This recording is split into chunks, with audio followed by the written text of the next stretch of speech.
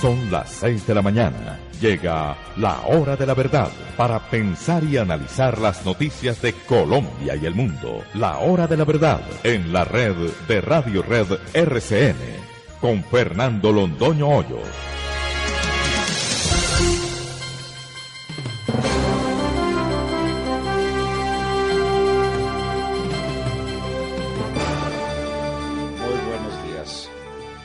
Son las 6 de la mañana de este viernes 22 de marzo de 2019. Esta es la hora de la verdad.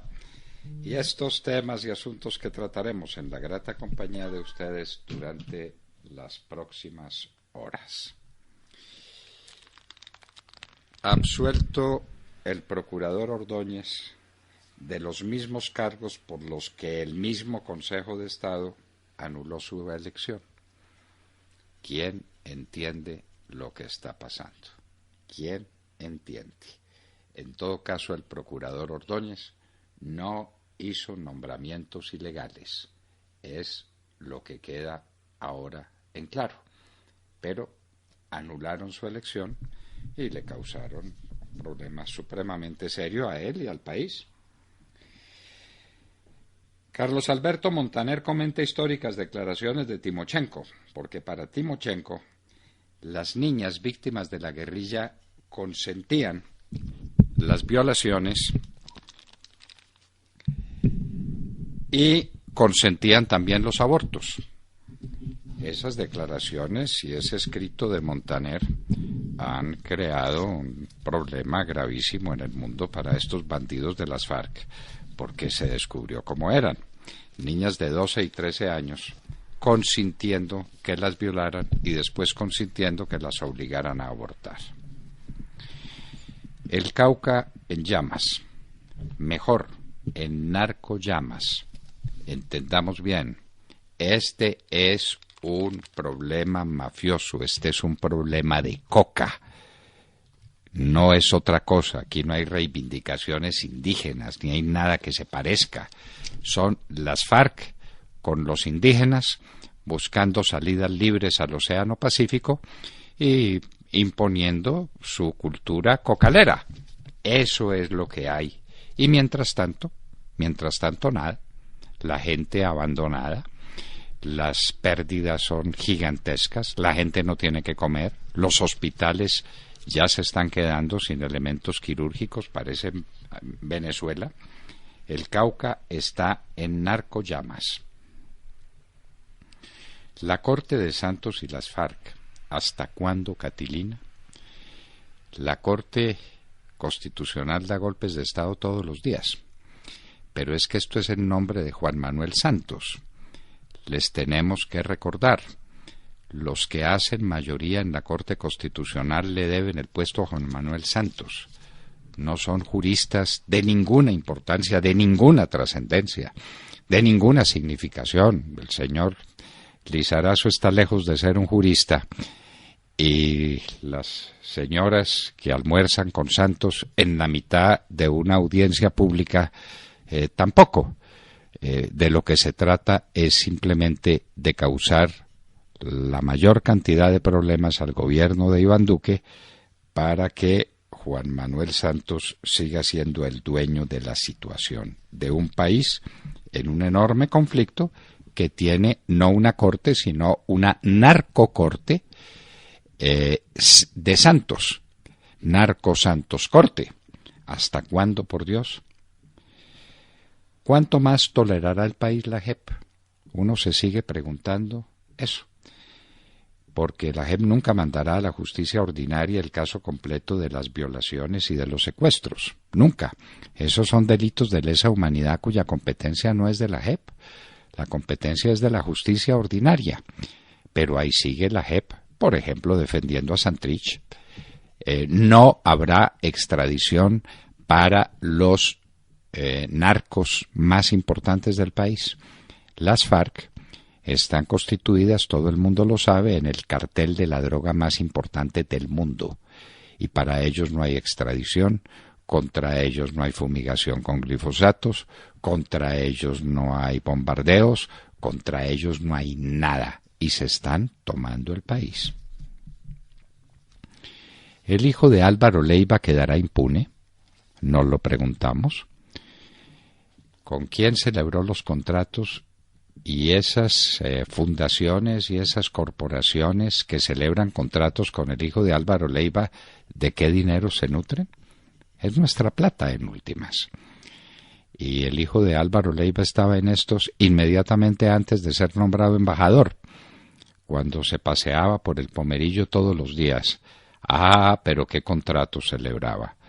La hora de la verdad les promete que buscará no solamente los contratos, sino después la ejecución de los contratos y la obra con que Álvaro Leiva pagó miles de millones de pesos que recibió en compensación dentro de unos contratos que debían ser, como los explicábamos ayer, sinalagmáticos perfectos.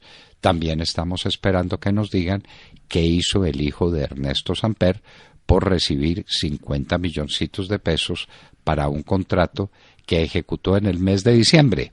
Entre Tutaina y Tutaina, el hijo de Ernesto Samper estaba trabajando. Dios mío.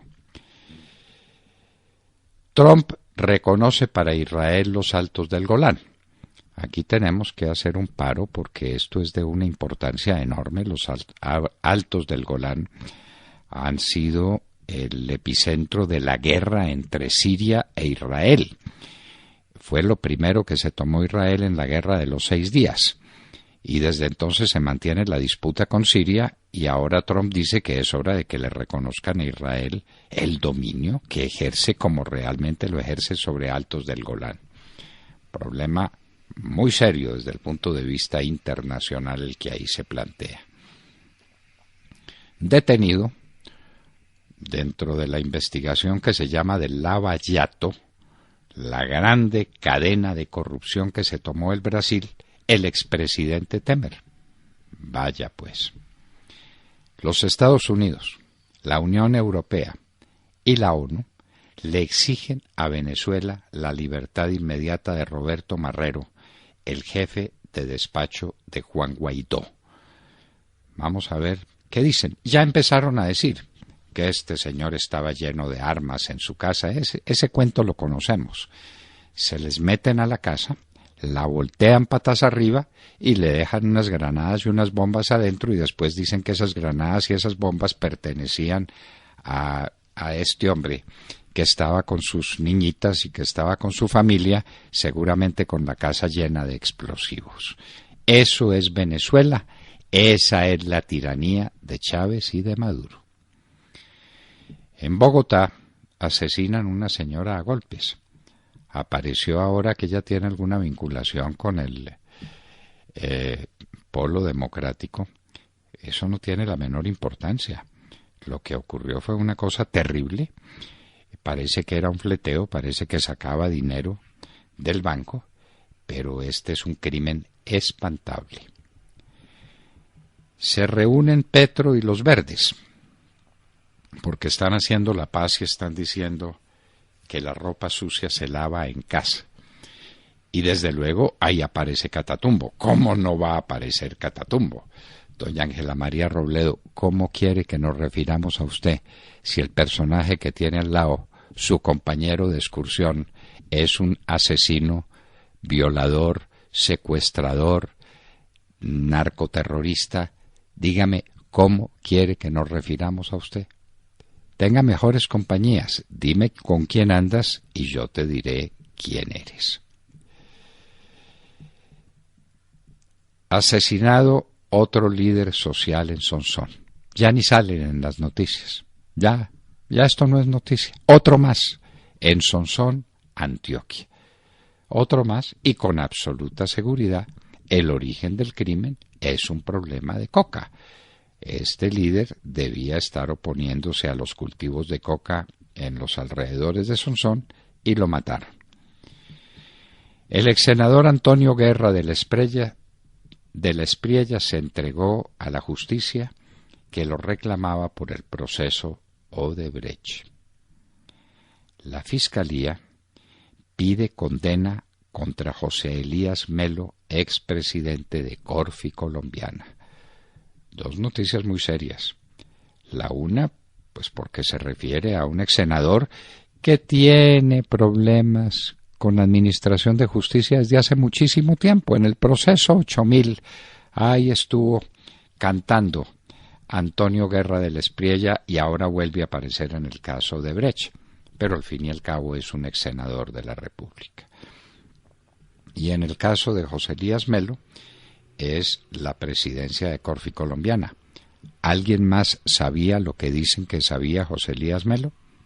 Esa es la pregunta que la gente se hace. El Citibank, ante la mora de Venezuela en pagar una obligación, se hace a oro por valor de 1.600 millones de dólares que le estaban retenidos de Citgo, la empresa venezolana, le estaban retenidos y el Citibank se hizo a esos 1.600 millones de dólares en pago de obligaciones insolutas. En Colombia, miren ustedes, muerte de Sinaloa, un bandido por el que se ofrecían 500 millones de pesos, parece que lo mataron sus propios hombres, una cuestión de coca. Secuestrado soldado profesional en Florida Valle, coca, Florida Valle, el mismo sitio donde ahora hace explosión un polvorín que tenían los indígenas, propiamente no para las próximas fiestas de Navidad. Entonces, otro tema fuertemente vinculado con la coca y quién sabe si también con los movimientos indígenas del momento. Mueren niños en el Chocó por falta de atención médica, problema de coca. Ni a la escuela pueden ir los niños en el Catatumbo, están rodeados por minas antipersonas. La promesa del acuerdo Santos-FARC, ¿se acuerda? Toda la bulla que hicieron con el tema de las minas, que gracias al acuerdo con las FARC iban a desaparecer las minas en Colombia. Peor que nunca el tema de las minas. Todo relacionado con la coca. En Bogotá hay un muerto y 3 heridos en un atentado sicarial con armas de largo alcance.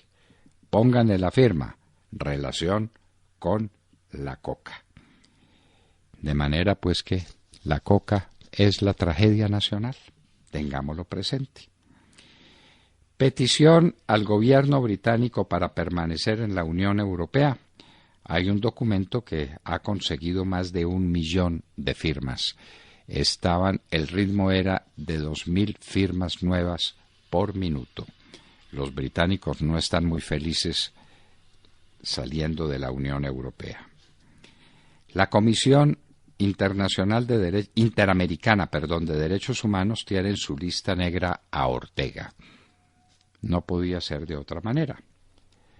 La Junta Electoral Central de España manda al presidente catalán, Quim Torra, por mantener símbolos independentistas en edificios públicos. Quim Torra en la mira de las autoridades españolas. Y la misma Junta Electoral Central de España le ordena a los Mossos d'Esquadra, es la policía, que lo retire antes de las 15 horas de hoy viernes. Como hay horas de diferencia, esto debería cumplirse hacia las 9 de la mañana de hoy. Activistas estadounidenses, lo ponemos entre comillas, se toman la embajada de Venezuela en Washington para que no la ocupe Guaidó. ¿Quién los mandó? ¿Quiénes son esos curiosos activistas estadounidenses que son amigos de Maduro? Será bueno averiguarlo. El presidente de Filipinas, el muy controvertido Duterte, rompe definitivamente con los comunistas y con su nuevo ejército del pueblo. No termina la batalla de Al-Baghouz, el último bastión de ISIS. Siguen combatiendo. La noticia hoy es que salieron de Al-Baghouz, del infierno de Al-Baghouz, muchos hombres, y 12 de ellos, al llegar al campamento donde se iban a refugiar, murieron, seguramente consecuencias de las heridas recibidas. ¿Quién responde por la gestión en Procafecol? Procafecol tenía unas utilidades, modestas, pero unas utilidades, de más de 3.000 millones de pesos en los años 16 y 17. Viene el nuevo gerente de la federación, modifica todas las estructuras de Procafecol y produce pérdidas de 12.800 millones de pesos. ¿Quién le va a pedir cuentas al gerente de la Federación de Cafeteros por las pérdidas de Procafecol? En el contrato Tunjuelo-Canoas tenemos otra vergüenza. Ya quedó demostrado que hubo dinero sucio para comprar la adjudicación al grupo Solarte, uno de los grupos de ingeniería, si no el primero, uno de los primeros grupos de ingeniería del país. Paola Solarte, hermana de los Solarte, admite que tuvo culpa y así lo declara ante los jueces, que le ponen 6,5 años de prisión que seguramente pagará en su casa. Pero esto es una vergüenza para la ingeniería colombiana. Otra más. Y en Hoy en la Historia recordaremos a Enrique IV, quien se impuso la tarea enorme, gigantesca, de unir a los franceses después de las terribles guerras de religión que los azotaron a comienzos del siglo XVI y a mediados del siglo XVI. Enrique IV, uno de los grandes personajes de la monarquía francesa. De todo esto y de mucho más hablaremos con ustedes en las próximas horas en La Hora de la Verdad. Y los invitamos a seguirnos a través de nuestra señal de audio en alta calidad en TuneIn, en donde nos encuentran como La Hora de la Verdad. Igualmente los invitamos a sintonizarnos en los diales 710 AM en Medellín, 1200 AM en Cali y 970 AM en Bogotá. Y recuerden que estamos presentes en nuestra cuenta de Twitter, @Hora de la Verdad. A través de esta cuenta pueden seguir el minuto a minuto de nuestras emisiones. Los invitamos también a seguir nuestra transmisión a través de Facebook Live, con nuestra señal en vivo y todo el contenido de nuestras emisiones que está disponible en nuestro canal en YouTube. Y también pueden escucharnos en vivo y diferido a través de nuestra página web y dejarnos todos sus comentarios a través de nuestro chat en esta dirección: www.lahoradelaverdad.com.co. En Colombia son las 6 de la mañana, 18 minutos. Comenzamos ya. Bienvenidos. La Grande de Cuba, que vivió buena parte de su vida refugiada en los Estados Unidos, donde murió. De Víctor Daniel, La vida es un carnaval. Con semejante ritmo, semejante canción y semejante mujer, Celia Cruz, saludemos la mañana. Sergio Gel. Doctor Londoño, muy buenos días para usted, para todos nuestros oyentes. Pues saludamos la mañana con los ojos puestos de nuevo en el suroccidente del país, en lo que ocurre sobre todo en el Cauca, en Nariño y en el departamento del Valle, porque pues la minga continúa. La ministra Nancy Patricia Gutiérrez se encuentra allí en la zona, se encuentra en Santander de Quilichao, en el Cauca, en donde ayer se reunió con dirigentes de la minga y pues lograron un acuerdo para iniciar el diálogo a través de una mesa técnica. Representantes de la minga indígena firmaron con la ministra del Interior un acta que instala precisamente esa mesa técnica para avanzar en la ruta de trabajo. Esto ocurrió en la vereda Mandivá, en Santander de Quilichao, en donde, dice la ministra, se definió la ruta técnica, la ruta política y la ruta humanitaria para intentar destrabar esta minga indígena que pues tiene paralizado completamente el suroccidente del país. Esto pues en medio de manifestaciones de la ministra de la voluntad de diálogo social con responsabilidad, que ha sido lo que ha reiterado también el presidente Iván Duque, que en este momento se encuentra en Chile. La ministra hace un llamado a que se levanten los bloqueos en las vías. Insiste en que los derechos fundamentales como la alimentación o la libre locomoción de quienes no hacen parte de la minga están siendo vulnerados, y pues la ministra también lo que ha dicho es que siguen protegiendo en este momento la vía alterna, ¿no? Esa vía que se ha convertido en un corredor humanitario que también ha intentado ser tomada por la fuerza ha intentado ser tomada con violencia, pero la fuerza pública está garantizando en este momento pues el paso a través de esa vía alterna. Entre tanto, el ministro de la Defensa manifestó que la Fiscalía le imputó a Eider Osías Corpus, un comunero indígena de Morales, Cauca, pues lo imputó por atacar con ácido, recordemos, a un patrullero de la Policía de Colombia. Los hechos de orden público son confusos, son complicados, las vías de hecho siguen ocurriendo y mientras todo esto ocurre, también se registró en Dagua, pero esto en el Valle del Cauca, una explosión que dejó 9 muertos.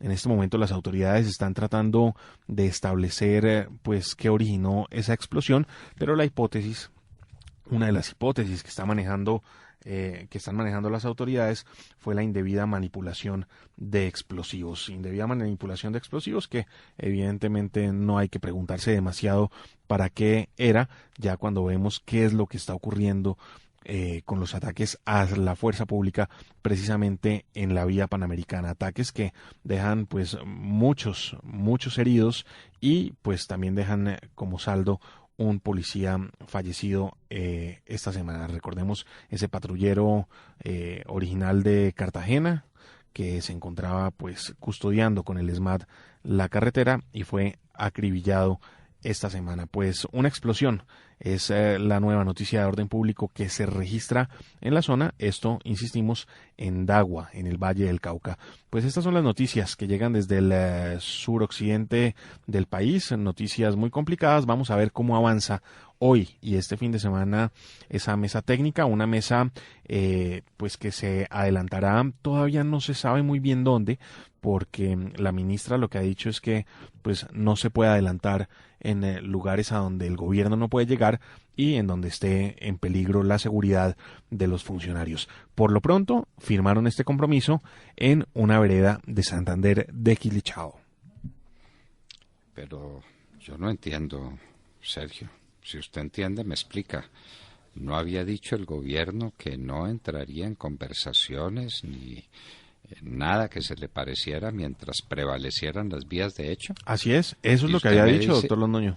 Y usted me dice que se mantienen las vías de hecho, pero que ya hay una mesa técnica. Así es. Yo no entiendo. Sí, por un lado el discurso de que no se negocia bajo presión ni bajo vías de hecho, y por el otro lado la ministra, muy disfónica además, porque parece que se le ha desgastado bastante la voz con estos diálogos, la ministra firmando pues este compromiso para iniciar una mesa técnica, política y humanitaria para tratar de destrabar este conflicto. Pero sí, el gobierno por un lado dice que no dialogará mientras las vías de hecho estén presentes y mientras la vía panamericana esté bloqueada, pero por otro lado la ministra está ya firmando compromisos para iniciar una mesa de diálogo.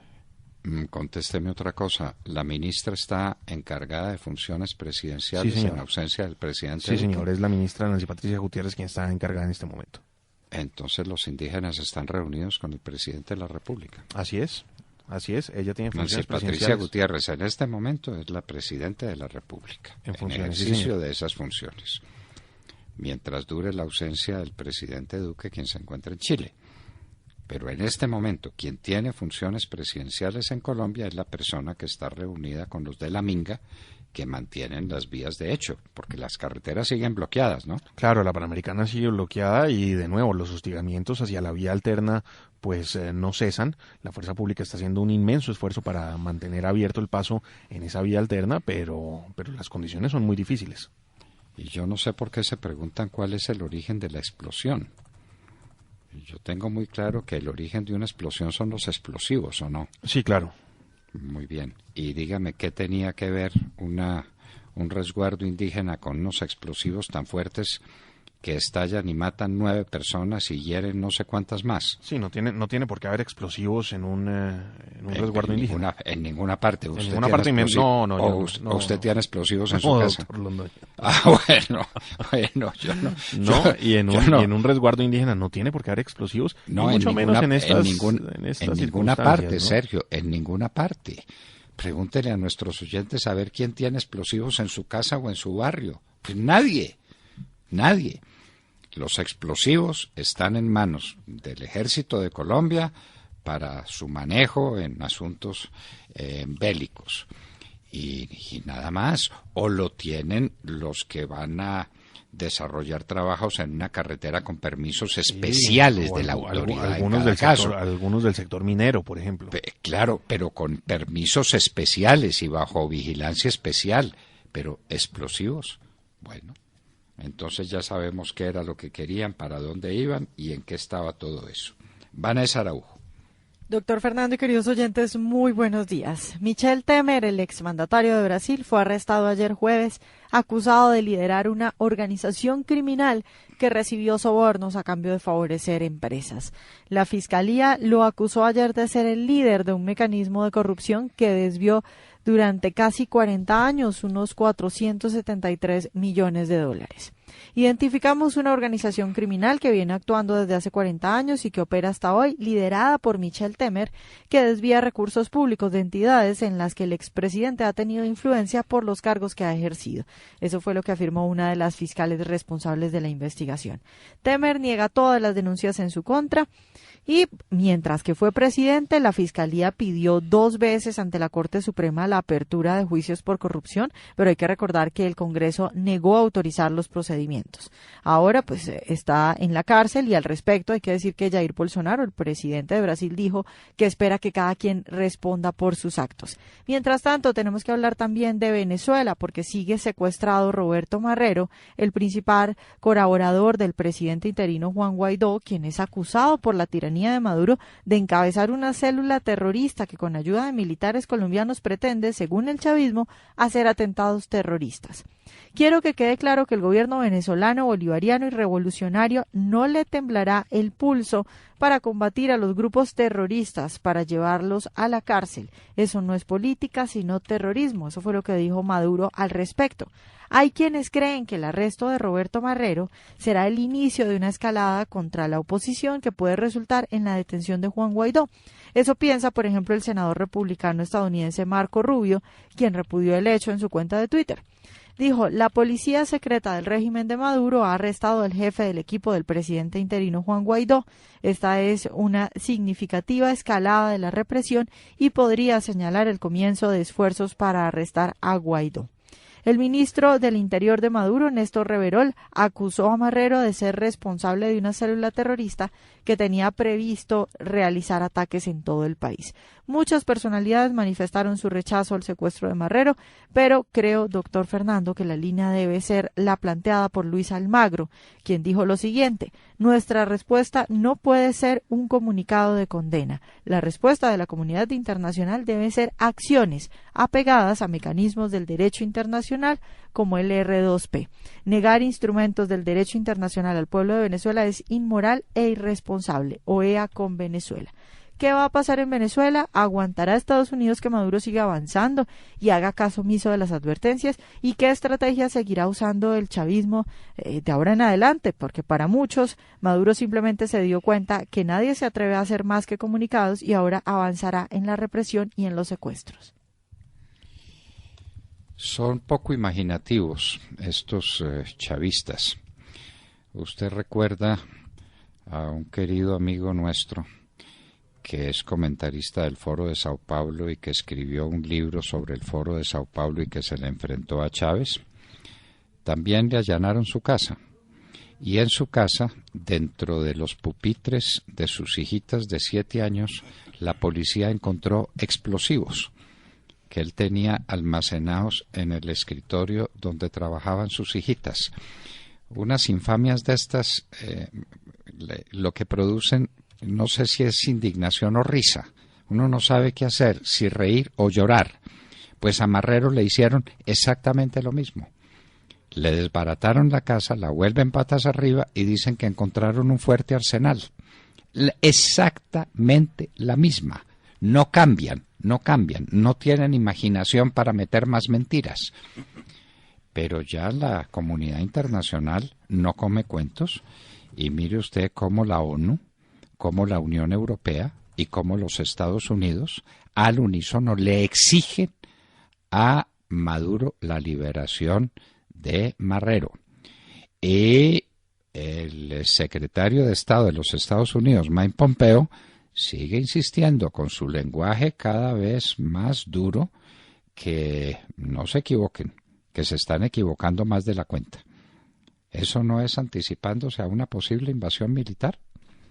Sí, hay, digamos, hechos que ya hemos hablado acá, por ejemplo, que han retirado al personal de la embajada.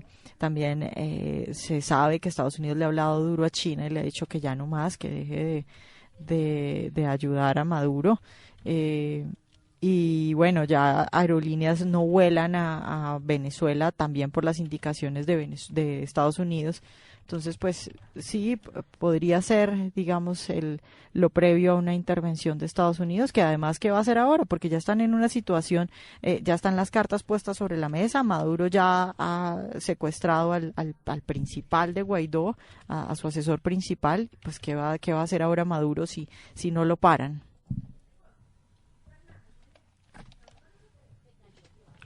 Sí, muy complicado si no paran a Maduro. Y bueno, yo creo que el tiempo y la gente también se cansa, ¿no? La gente se cansa de esperar una solución a la vista. Esto en medio de situaciones tan complicadas como los cortes de energía que esta semana también se han vuelto a vivir, la escasez de alimentos, la escasez de medicinas.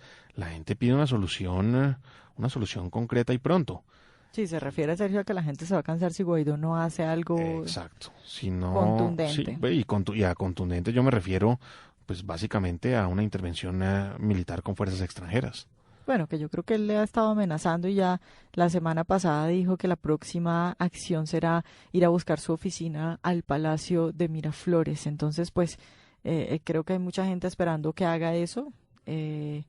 Y bueno, creo que Maduro se está jugando sus últimas cartas intentando asustar a Guaidó y a la gente de la oposición para que no avancen al respecto. Sí, muy complicado, pero bueno, yo insisto siempre, ¿no?, en la necesidad de la fuerza extranjera allí presente. Hay quienes debaten esta posibilidad, pero lo cierto es que no hay otra opción. Estas presiones y estos cercos muy buenos, el cerco diplomático, el cerco financiero, pero hay muchos regímenes que a pesar de esos cercos, pues se han sostenido en el tiempo.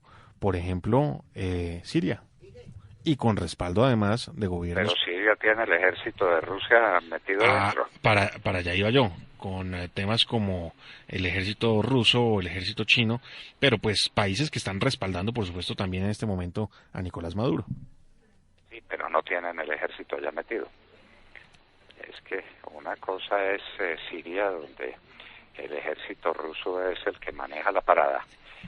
Ejército, con aviación, con tanques, con todo. Y Venezuela, donde pues hay unos bandidos cubanos, claro que los hay, pero no es el ejército ruso. En fin, ya veremos. Nos parece que la situación de Maduro es absolutamente insostenible y que ese régimen llega a su final necesariamente. ¿Por qué camino? No sabemos, pero que algo va a ocurrir en Venezuela y muy pronto. La gente no puede seguir soportando hambre y soportando necesidades médicas y lanzada al garete. Esto no puede seguir sucediendo. De Mar Corto. Doctor Fernando, compañeros de la mesa, oyentes de la Hora de la Verdad, muy buenos días.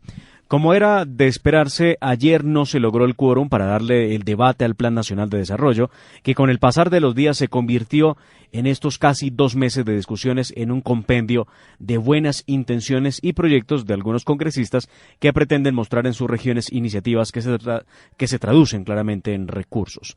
La sesión de ayer estuvo accidentada en la Comisión Tercera, pues aunque se dio tiempo para que llegaran los congresistas al debate, cuando por fin parecía que se podía dar inicio, se fue levantando la sesión.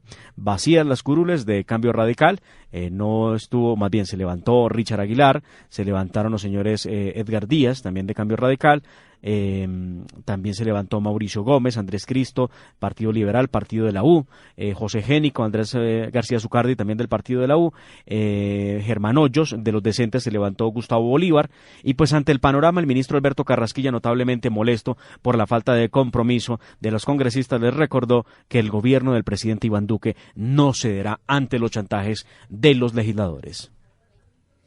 El gobierno nacional eso no va a suceder, no va a ceder a chantajes como los se está tratando de poner no va a creer. Una de las razones de la falta del quórum se dio, según dicen los que se levantaron de la sesión, era que no había manera de tomar una decisión frente a esta iniciativa legislativa por falta de tiempo para haber revisado muy bien cada uno de los artículos. Por su parte, la directora del Departamento Nacional de Planeación, la doctora Gloria Alonso, también mostró su preocupación por la falta de compromiso de los congresistas ante una hoja de ruta que, según sus propias palabras, se está buscando en beneficio para beneficiar a las regiones. Este no es un plan de gobierno, dijo la doctora Gloria Alonso, sino de toda Colombia. El argumento de los legisladores es que pues no hubo tiempo para estudiar la ponencia con 128 artículos nuevos y más de 900 páginas que ponen o que suman los más de 311 artículos. El caso es que ahora, nuevamente hoy, viernes, se intentará lograr el quórum en la comisión para buscar votar en primer debate el Plan Nacional de Desarrollo, pero dudamos que se hubieran leído las 900 páginas de ayer a hoy. Si no se logra votar nada, ya no habrá tiempo para el trámite en el Congreso de la República y deberá el presidente Iván Duque vía decreto firmar el Plan Nacional de Desarrollo sin los más de 130 artículos que fueron introducidos por los congresistas. Esta sería una derrota no para el presidente Iván Duque, sino para el país, porque muchos de estos asuntos que terminaban en beneficio para los colombianos en las regiones no van a poder ser incluidos, pues se trata realmente de verdaderas leyes nuevas que no pueden ser aprobadas mediante un decreto presidencial. Y entonces nada, entonces no hubo oportunidad. Pero si usted le quita esas leyes que metió el gobierno, lo que mal empieza, mal termina, ¿no? Eso lo decía don Baltasar Graciano hace 4 siglos. Y esto empezó mal, porque el Plan Nacional de Desarrollo fue la oportunidad que encontró el gobierno para meter todas las leyes que los ministros tenían almacenadas en sus despachos. Entonces, métanle a eso, cualquier cosa, sin orden, sin concierto, sin nada. Aquí lo dijimos, eso no es un plan de desarrollo. Sí. Lo decimos con toda franqueza, adoloridos por nuestra propia franqueza, pero ¿qué le vamos a hacer? Y entonces, ni cortos ni perezosos, los congresistas dijeron, es la hora de meter cada uno nuestro proyectico, y cada uno traía un proyecto debajo del brazo y lo metió ahí. Y entonces, ¿y quién maneja eso? Pues se supone que la ministra del Interior debiera ser quien organiza a los congresistas, habla con ellos, llega a los consensos con el apoyo del ministro Alberto Carrasquilla de Hacienda, con el apoyo de la señora Gloria Alonso, la directora del Departamento de Planeación Nacional, pero recuerde usted que la ministra está ejerciendo funciones presidenciales con la minga en el Cauca, hablando con ellos, mientras tanto el ministro Carrasquilla, quien debo decirlo, no goza de mucha favorabilidad entre los congresistas, daba la pelea y pues muy ofuscado terminó en la sesión. Bueno, entonces esa es la situación que tenemos de mar, una situación supremamente complicada. Ahora hay nuevos problemas con el IMPEC también, que están anunciando paro por la posible privatización de las cárceles. Y de eso apenas se habla, y la ministra de Justicia no tiene ni idea de lo que está hablando, y aquí no se volvió a construir una cárcel hace ¿cuántos años? Sabas Pretel fue el último que construyó cárceles en Colombia, y construyó unas cárceles muy bien construidas, y hasta ahí llegó. Santos no construyó un calabozo, y entonces ahora, buscando una salida, alguien habrá hablado de algo que existe en muchas partes del mundo de mar, que es la privatización de las cárceles. Claro, y es que Santos no construyó ninguna cárcel porque él las estaba desocupando. Bueno, logró desocuparlas. Bueno, casi 3.000 guerrilleros andan hoy en la calle por cuenta del acuerdo con las FARC. Muy bien, y entonces ahora pues es el IMPEC el que también quiere estar en paro. El IMPEC con una infinidad de sindicatos, además. Bueno, que son decenas de sindicatos. Tatiana Guerrero. Buenos días, doctor Fernando, compañeros y a toda nuestra audiencia. Debido a los bloqueos en la vía panamericana generados por las protestas indígenas en el departamento del Cauca, varios hospitales del departamento de Nariño se declararon en la alerta amarilla por la falta de oxígeno y suministros vitales. El director del Instituto Departamental de Salud de Nariño, doctor Bernardo Ocampo, manifestó en un medio de comunicación local que toda la población del departamento está expuesta en este momento a un riesgo. Las autoridades se encuentran analizando medidas para solucionar esta grave situación y no descartan la posibilidad de habilitar un corredor humanitario aéreo para el transporte de suministros hospitalarios. Pero la crisis que vive mi departamento no se queda ahí. Varias personas denunciaron que si hasta ayer había que hacer filas hasta de 2 horas para conseguir un poco de gasolina, hoy varias estaciones ya no están vendiendo combustible. Doctor, según la Cámara de Comercio de Nariño, las pérdidas económicas que dejan estos bloqueos tienen a ese departamento al borde del colapso. El sector lechero es uno de los más golpeados. Se prevé pérdidas económicas de más de 2.000 millones de pesos. Los lecheros están regalando la leche y como hay tanta, la están regando en los potreros. Los sectores papero y panelero reportan pérdidas de más de 3.000 millones de pesos cada uno. Otros departamentos también se encuentran con pérdidas económicas. Doctor Fernando, por unos pocos que actúan agresivamente no podemos sacrificar un país. Necesitamos una solución ya mismo. Una solución de autoridad.